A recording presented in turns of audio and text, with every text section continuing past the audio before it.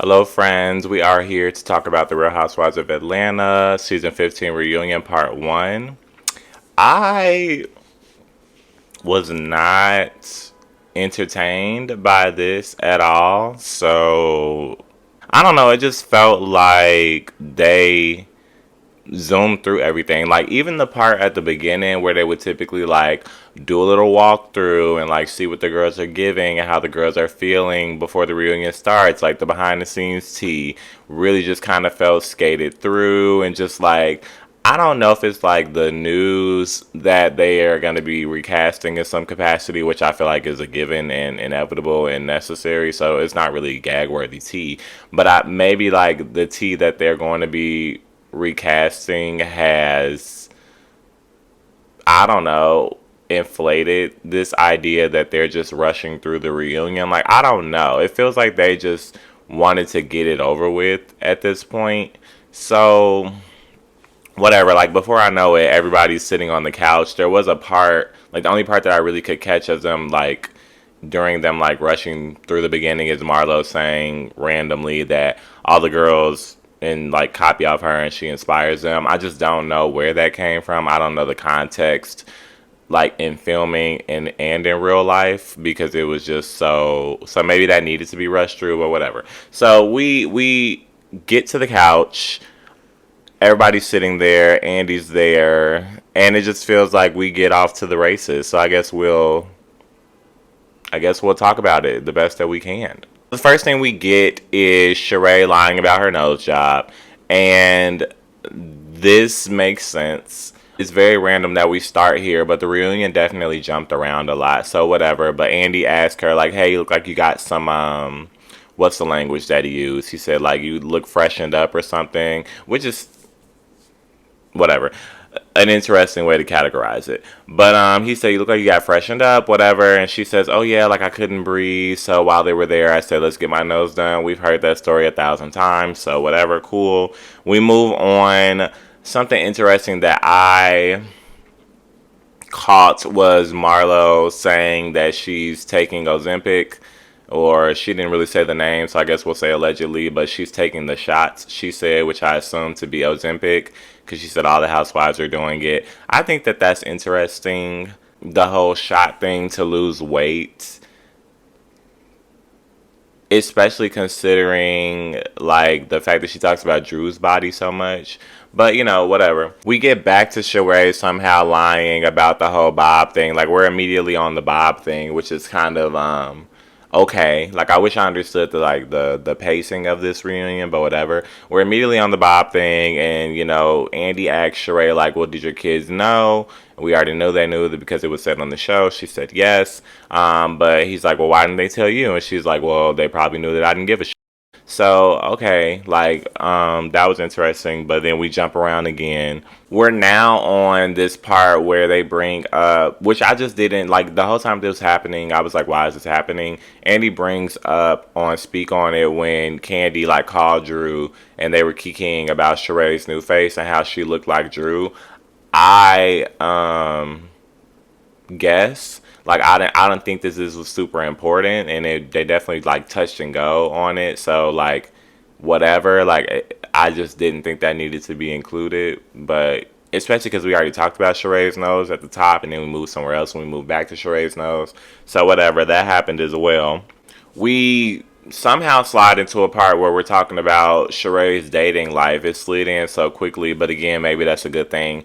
And she just basically surmises that, you know, her and Martell are not really that big of a thing anymore because there was just too much noise. Like, her and Andy have some type of back and forth where she just kind of says, like, yeah, there was just a lot of noise. There's a lot of things going on. And Kenya tries to cut in there and give us a little bit of tea. And she's like, well, you know, like, what did you think about the revenge porn? Because I guess there's the thing where he had revenge porn against his ex-wife or whatever, which I have vaguely heard about, but they didn't really get into it. There's this new thing with reunions now where like, because I think it's a normal thing where like they're talking about one subject and you'll get somebody to jump in and kind of bring up something to like throw shade or like spill tea or like get the things rattled up. But in like more recent years, on a lot of different franchises. It seems like that'll happen, and Andy will be like, let's move on. So I don't know if they're actually having the discussion at the reunion and we're just not seeing it, or if Andy is just paying it dust. Either way, it just makes everything seems so choppy and weird, because it's like, why even show that they mention this type of segue shade, but you guys kind of like passed over it to talk about nothing, because we already got this summer school fast track lesson about the season in this first part of the reunion. It was extremely rushed, so it's like it seemed like we had time. But whatever. So that occurs. The relationship was never real in the first place. I wish she really just would have said that. That probably would have been more entertaining. We then move on to quite a random jump. Again, we're now talking about Kenya's divorce. Andy asked her, like, is your divorce final? I guess there's supposed to be some fun shade in there, but it's gotten old. It's very stale. Not that it's Andy's fault. Obviously, he doesn't control the divorce. But for me, I kind of just feel like we know the divorce isn't final. And maybe some people just don't have as much knowledge about divorces, so I guess that's why they're so invested. But for me personally, I feel like she's already explained ad nauseum that she's having issues with Mark finalizing. You know what I'm saying? There's always a different issue. And I feel like even outside of the show and outside of what she says, we see it on social media. So we know that the divorce isn't final, and I feel like we know quite simply why it isn't. So I don't know why we would have to keep talking about it. Like, there are no further developments. So I'm kind of tired of that. When I say kinda, I mean extremely. We move on quite randomly again, and I don't know what the segue was, but she's talking about, Brooklyn, and how I guess one of the latest issues is that, which we saw in the blogs, is that Mark is trying to file contempt against her for having Brooklyn in unsafe environments during filming, and they're going back to the Birmingham thing where Marlo was kicking on the door. And Marlo, like, randomly tries to throw an apology in there. Kenya's not having it, so I don't know, like, it really wasn't, like, delved into very well. But we end up seeing Kenya pull out a blank subpoena. So that fell extremely flat. And it was just like, it felt like we spent at least 5 minutes on that we'll never get back. So I think that they kind of skirted past that. There's now like some tea about like Marlo texting Mark that we don't get too much into. Like, Kenya kind of brings it up kind of randomly, but it feels like, again, like that's one of those things where like a housewife will randomly throw it in there for the sake of like it being tea. It's like, mic drop, let's talk about this, like it's a reunion, you know what I'm saying? But Andy again skirts past that. So I don't know, like it's very hard for me to even do the review and analyze, because there was nothing that we went into in detail. It was just kind of like, did this happen? Do you remember that this happened? What's your opinion about it? Okay, let's move on, for everything. So that was something that we didn't get any further context for. But it looks like Kenya dropped some type of legal document on Twitter yesterday. I didn't even bother to look because the story doesn't have any foundation for me. So whatever, we move on. It would be interesting, though, like, that is a ball dropped, right? Like, if they're going to continue, maybe they don't know, but if they were going to continue with this cast in any capacity and Marlo and Kenya would still be involved, that would give us some type of dynamic, because I guess what Kenya was trying to get out is that Marlo was in contact with Mark trying to get dirt on Kenya and do all that weird stuff. So I feel like that would matter. Quite possibly, maybe 75% chance that it would matter, but we still didn't get anything on it. So we move on a little bit more randomly to Sheree. I don't remember the segue, and I'm not going to try, but we're talking about, because there probably wasn't one, we're talking about her paying bills now, and Andy makes the joke that she has a weird relationship with bills, haha, whatever, and she goes in. This is kind of like some fun reunion shade, I guess. But it felt like Sheree kind of sat down and just started tossing things at the wall, like, immediately. So that was interesting. But she got a good one in here where she's like, well, nobody's ever taken me to court for not paying them, obviously shading Drew. And she's like, nobody ever took me to court for, like, allegedly stealing an idea, obviously shading Candy. Because she says, hey, Johnny, who's this old assistant who tried to sue Candy. And back in the day, I feel like that storyline even fell flat. if I'm like remembering it correctly. Like I just, even back in the day, I just feel like that storyline didn't hold much weight in the attack against Candy, which I don't feel like any of the attacks against Candy work out, but we'll get to that at the end of this first part. But yeah, so she brings that up, and Candy, claps back, and they start having this long back and forth about fashions, and Sheree does her typical thing where she's like deflecting and just like causing chaos. Like Sheree is very clearly an agent of chaos. Took me a long time to realize it, but when she's in disputes, her thing is to just get loud. Like, just get loud and get screechy and just start yelling things out. Big face, little face, big face, little face. Like, just confusing things that have absolutely nothing to do with anything, but just to confuse the situation because she doesn't have anything to say. So, that was occurring. I pretty much tuned that out. She was also saying some really stupid stuff because, obviously Candy was bringing up the fact that she was using designs from other people that were not for sale. Like, that's just a fact of the matter. There's nothing else to bring up. That's the fact. That's the A, the B to the Z. Like, it is what it is. And Sheree is kind of throwing things at the wall. And she's like, well, you sell Shein products at your boutique. And it's like, well, duh, stupid. Like, that's what you do at a boutique. You sell other people's products. Like, I don't know how, like, that's not clear, especially because you had a boutique that you keep bringing up, but that was like 2 decades ago, and we never even saw it. It wasn't even open while this show was airing. So that was a interesting back and forth, and a lot of Sheree, like, she stood up like 3 times, and it was just like,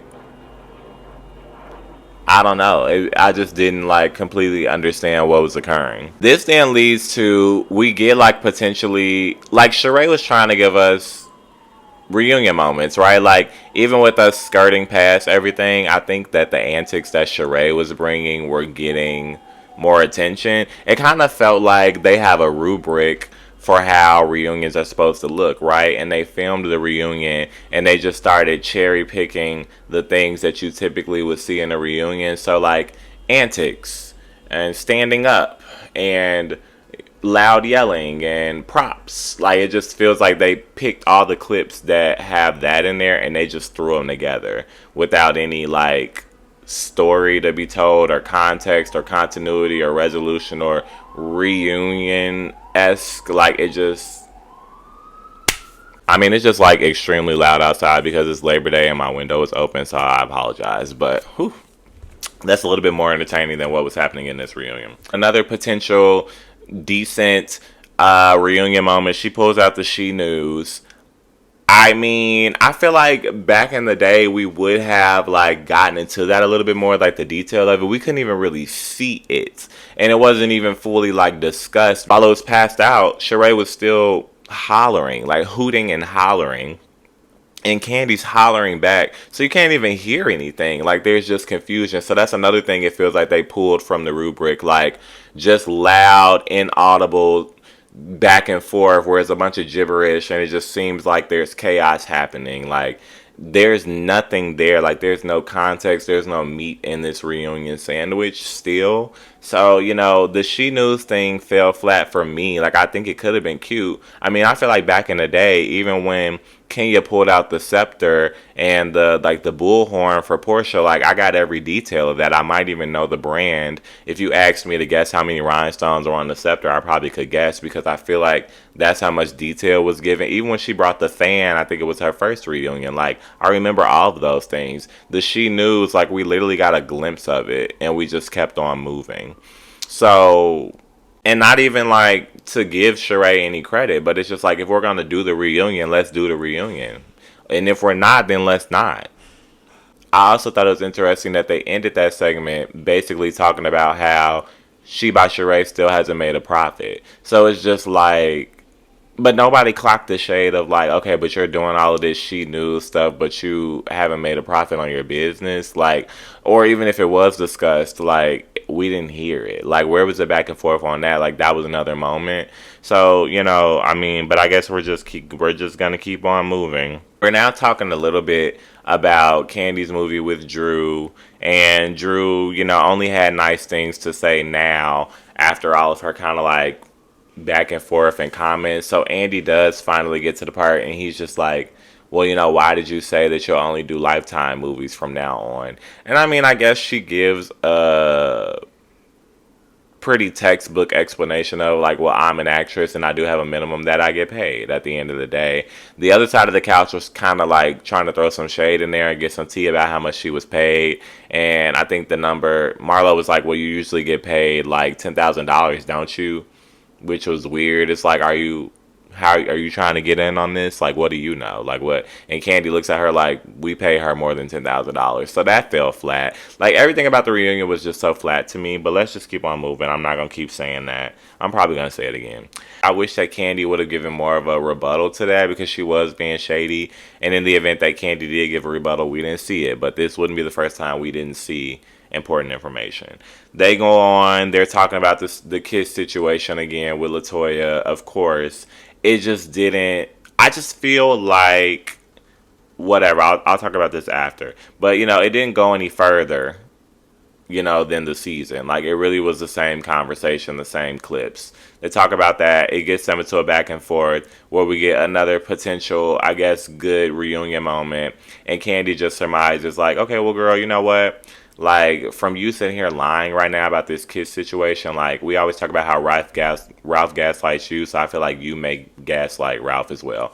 And at the end of the day, like, however polarizing that opinion is, it's still some type of, like, next step. Like, it pushes that argument forward, because at the end of the day, we haven't gotten anything in this reunion that has pushed us forward from where we were in the season. So at least we got a new development there, some she news. I will say I did enjoy Candy calling Drew a gaslighter and a liar. I thought that was an enjoyable part for me. And we get the friends that come out. Again, it just felt super rushed. Like, my friend had watched it before me, and they were talking about Monyetta. I said, Monyetta? I said, we saw Monyetta. I'm like, the friends were brought out already? So I already knew before I turned it on that weird things were happening if the friends were already brought out. But okay. Speaking of flat, Drew throws a plum at Courtney. That's not discussed at all. We just kind of keep on, going through. And, Andy asks Drew if she's ready to talk about her divorce, and she says, we'll see. So I don't know. It feels like nobody showed up ready for the reunion. Because what do you mean we'll see? Like, what did you think we came here to talk about? What did you? And Ralph's here too. So you thought like, all right. So, we get then into, I don't even know how we got here. But Marlo randomly reveals that Ralph reached out to her, and she actually was telling him, like, I hope things work out. Because I guess the ladies were saying, I think things will turn around. And Marlo just randomly says, like, well, yeah, when Ralph reached out to me, like I told him. And Drew looks confused, and I'm confused. And we don't dive into that anymore either. And I feel like that was a story that was placed in production's lap, like, you got the tea like 10 minutes earlier that Marlo had been in contact with Mark, and now we're hearing that Marlo was texting Ralph about you guys' divorce. So it's like I feel like something could have been developed there, but we move we move right on past it. And I think was it at this point, I don't know if it was the Mark thing or the Ralph thing, but Andy just kind of looked at Marlo like, well, have you been in contact with them? And Marlo says no, and we just move on. So I don't really understand why we're here, but whatever. There's this like weird transition part where we're coming back in, and the girls on the other couch are kikiing, and they're talking about like the girls being haters or whatever. They're trying to throw shade at like Candy and King and Drew's side of the couch and Monyetta, and Sheree very randomly, awkwardly got some nervely, like the audacity says that they need to get their money up. For Sheree to be, for that to even be Sheree's read, because it wasn't even like they were like having a dialogue and back and forth. She's kikiing with her girlfriends, and for her to even like, for that to even be a go-to for her, like a key on somebody to say, oh, they need to get their money up, for that to be something that comes out of Sheree's mouth is so flabbergasting to me. But, whatever. So now we're back to Kenya, and Andy's randomly asking her, like, hey, so how come we didn't see much of Roy during the season?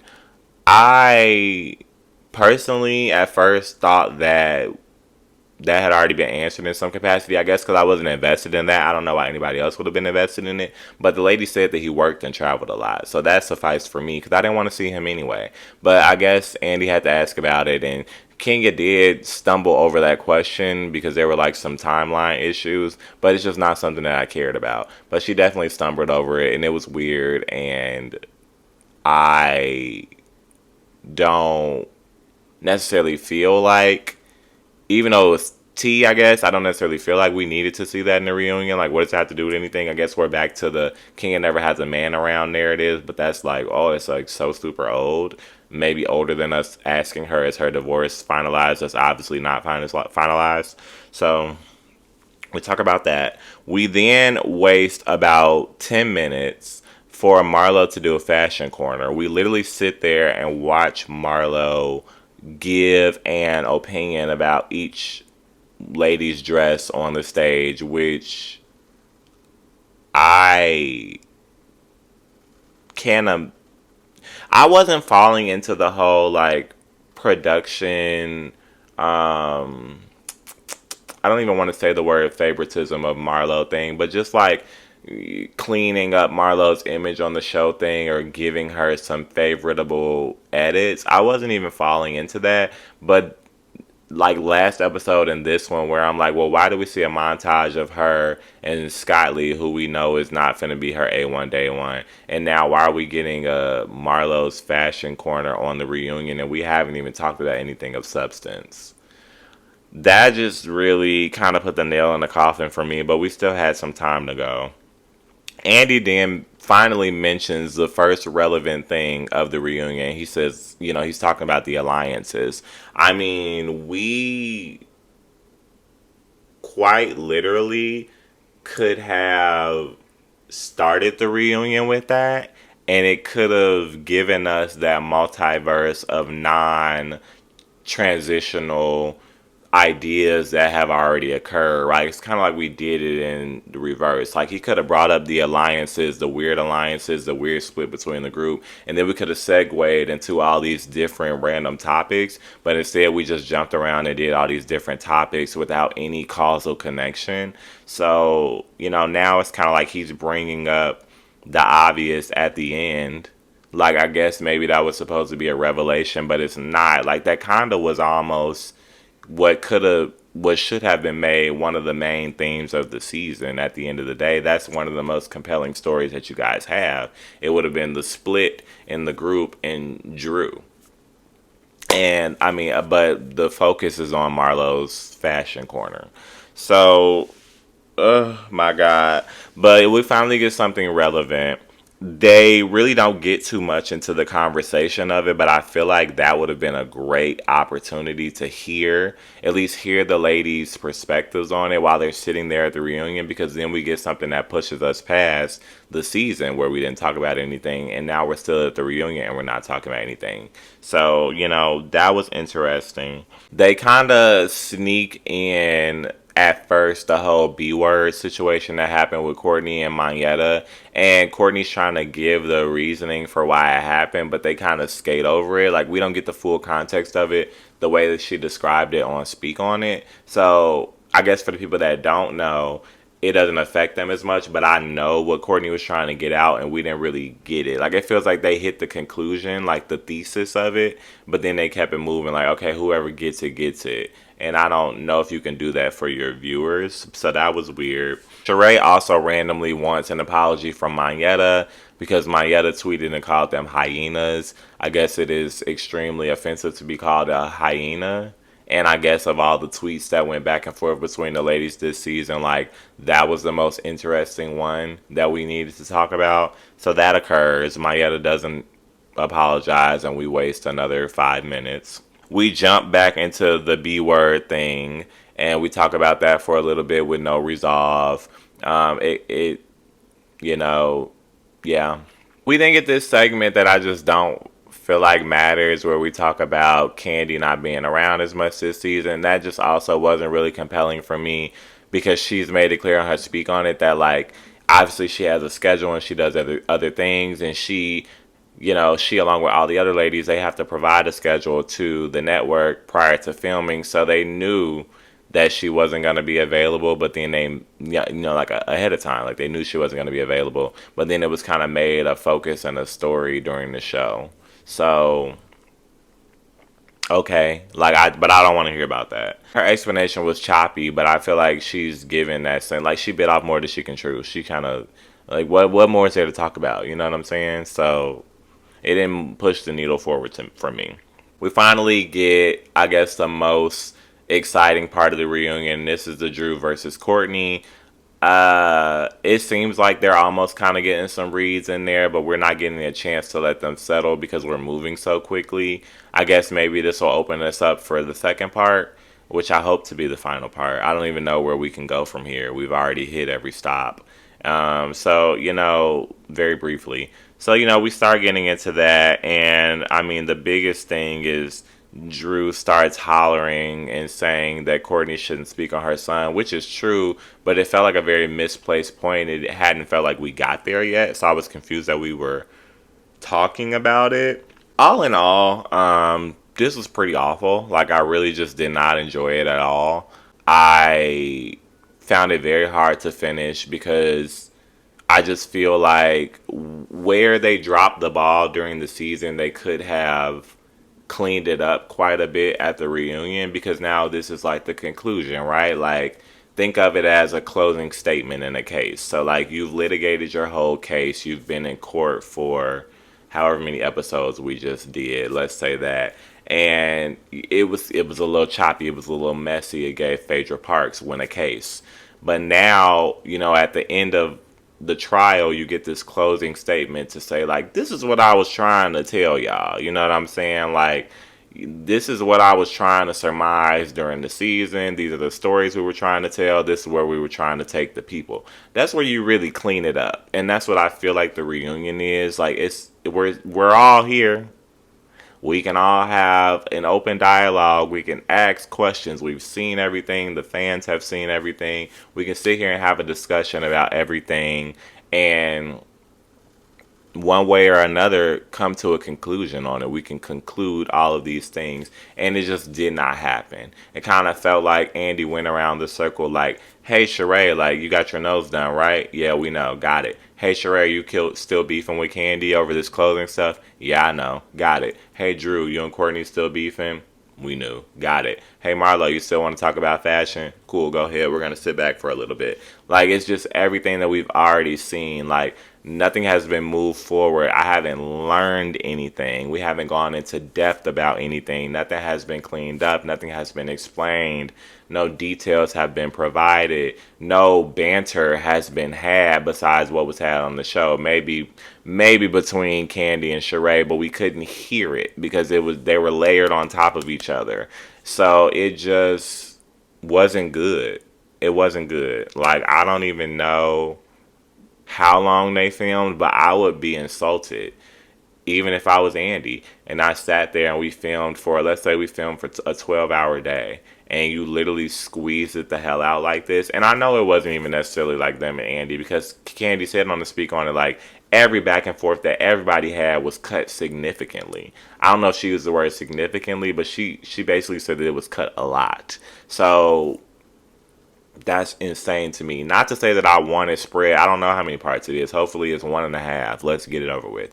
But not to say that I need it to be 3 parts. You don't got to spread it out. But there's just so much of a better way to tell a story and to give more to it. Like, you're supposed to be pushing these narratives forward, especially if, like I said, you're going to use this same cast to some capacity next season. You want to push forward what happened during the season and give this little interim of work and then get back to filming, right? Like, there has to be some type of continuity, some type of flow. We literally just saw everything happen in the season, say that it happened and affirm that it happened. Like, was everybody there? Did everybody have eyes and ears? Did these things occur?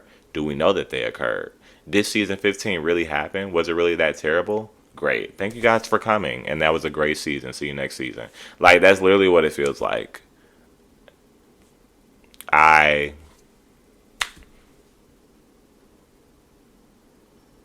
And that's like it. That's all I have to say. And I will see y'all in the next one.